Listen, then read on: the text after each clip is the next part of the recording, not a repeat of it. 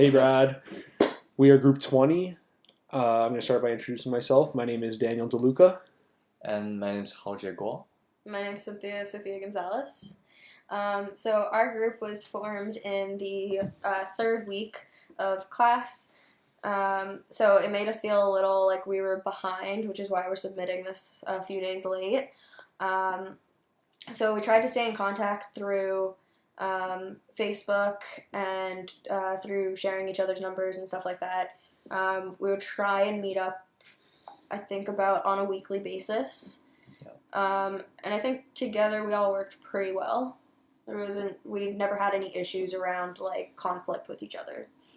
Yeah, I'd say the only conflicts that we came around were like meeting with each other around like our school schedule and our work schedule, and obviously that's the reason we're submitting a little bit late, because we couldn't get together as much as we could this week when everyone was downtown all the time. Now we're going to break down our lean canvas to further dissect the process that we took to get to the point where we are at. Okay, so the first thing was the problem. So our problem that we saw is that students have trouble forming study groups on their own, and they often have questions about notes and classwork, assignments, and then sometimes it does happen that a student misses a class but doesn't know anyone to help them catch up on those notes and stuff that was missed in that class. And then we found that other sites and apps that do offer a solution to that problem, such as Facebook groups, because it's a big one. Often you are not talking to the people who you need to ask directly. There's slow responses and sometimes even no responses.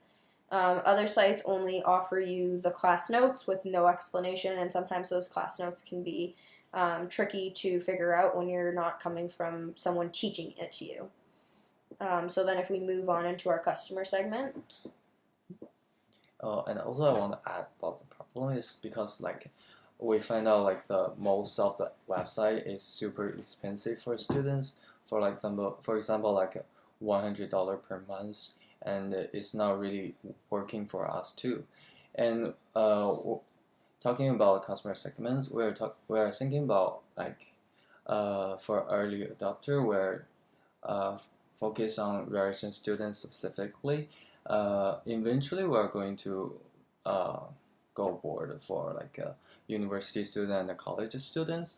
And for aging, we are thinking about like from 17 to 25 university students who want to improve their GPA and do better in school.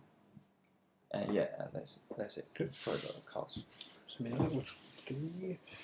Another really important note for the customer segment is that we chose a segment that we are obviously all part of to have direct connection to that industry, and obviously we are going to relate to the problems at hand and we'll know how to deal with them because we're the ones looking for the solution at the same time.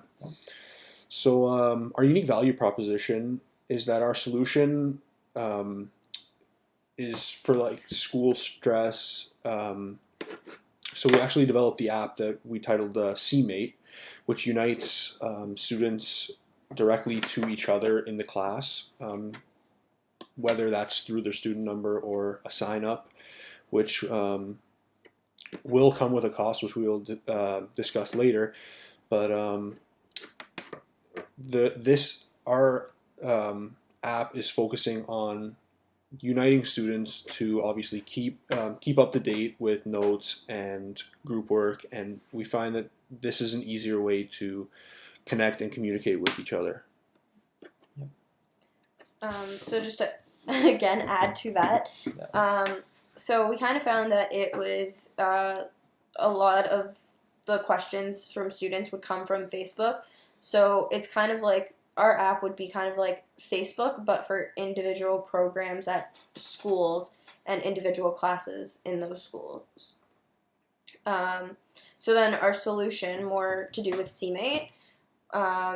So basically, students are going to be able to sign up for each one of their courses and for their programs, and then it'll automatically enter them into a group chat where they then have access to just talking, and there would be abilities to share documents so that students can share their notes if somebody had missed a class. Students can also talk within the app to others to get them kind of to tutor them in a sense. Um, and then students will also be able to receive like notifications so that they can see when somebody else has asked a question, and then as well when they've asked a question and it's been responded to. Okay. For channels for the CMate, we are thinking about the first big one is Facebook chat, obviously. For each university students, we all like access through Facebook, and also is Ryerson campus and Reddit for like advertising. And for Eden Center, we're thinking about because it's really close to Ryerson, and we're lovely to promote more with others, and it's a big traffic flows there, so lots of people there. Yeah. Of course. And then for revenue streams, we're planning on having a subscription fee for users, the student users, and we're going to charge per class. What does it say? Sorry, per class for a student, and we thought about the possibility of running ads through the app to generate more revenue, obviously for the company.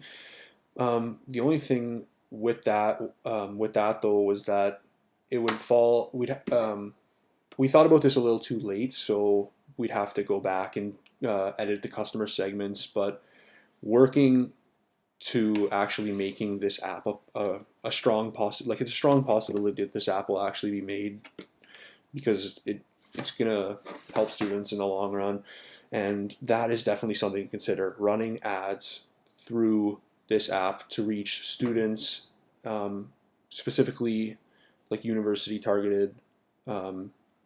college targeted ads for books, let's say. That's just one of the examples off the top of my head. By moving to the cost structure, we're thinking our app is mostly variable cost. For example, for web design and hosting for the app, and also by the beginning of the and the end of this, we need a flyer and online advertisements, and yep, that's it. Pretty much. And, And am I talking about the key metrics? Yep. So for our key metrics, we are reaching within or above the MVO threshold for our landing page, which is extremely significant to show that there is success being made with the progression of this app. And the numbers of users physically signing up for the app to begin using it, we've already seen through the people we've interviewed and surveyed that we would already be generating the numbers if our app was already at the final stages. So moving into the unfair advantages, so just actually before I do that, we also want to have some of the designs that other apps do have, such as being able to turn on and off notifications. So if you say are in a certain program and you don't want to get the notifications from that program, but you need it specifically from a class, being able to turn off the program notifications and just turn on the class notifications would be super helpful, and a little even bit of an unfair advantage compared to other things where you have to get the notifications for everything. We also want students to be able to see their schedule on the apps, and sometimes it's hard when you're in your first weeks of classes and you don't know where all of the rooms are or what times they're at. And then also just seeing events that are happening at Ryerson would kind of start to fall under the unfair advantages. So we also thought that nothing really focuses on education as strictly as this app would. We bridged from at first wanting people to be able to make friends, but then stepped back and saw that studying was much more key, and through studying people are able to make friends So it's kind of a secondary cause. We also allow students an online space for them to easily talk to their classmates and anywhere, rather than having to catch up with people after class in person. And then that's where all the fear comes in, where people are shy to talk to anybody else, but online people tend to be more willing to talk to others. One thing that I'm actually noting, I don't know if you guys agree or disagree with this, but this app would similarly work to how the flipped app works in this classroom. Like you'd sign up for the class, you join the group, and then that group will connect you, and the app in front of you will have the sections of classes, and you can click on one and have access to that class and whoever is in that group. And I just thought that was a pretty unique connection, considering we're using a flipped app, the flipped app in class. I can't believe I just put that connection together, but this obviously is more for educational purposes rather than just attendance and turning off your phone for participating in the class. But that's just a little comparison I just thought of. Yeah. Anyways, I think that's all we have to say. I think we can close up. Yeah. Thanks for having us in your class. We look forward to seeing you around campus in our future. Thank you. Have a good one.